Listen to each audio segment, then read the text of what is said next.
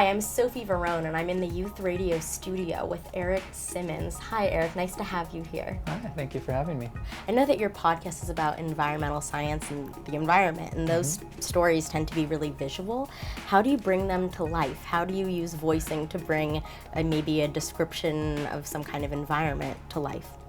I think for us, the kind of unique relationship that I have with the co-host of the podcast makes this a little easier for us because we speak to each other very naturally anyway. And so I think when we sit down to do this, one, we want to make it very engaging, and so we think about it in a very casual sense, not in the kind of more precise language of science maybe, but in how is somebody who's seeing this for the first time going to think about it? How is somebody who's going out there? What's your natural reaction to this? In our curriculum about voicing, I think that actually might be something that people think about is the radio voice thing. Could you describe what a radio voice is? Again, it's really funny when I talk to people who I hear on the radio a lot and then they call me on the phone. They don't sound that different. It's not that much of an act. And I think a lot of what I like about radio is when people do sound basically like themselves, when they're not putting too much effort into sounding grown up.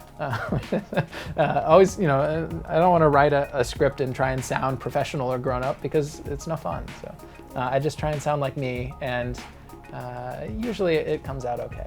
What kind of advice would you give to anybody who wants to become better at voicing? Maybe who's noticing that they have these fallback words, or who feels like they don't speak loud enough, something like that. What kind of advice do you have? I mean, just have a friend come in the studio and sit there and talk to them instead of talking.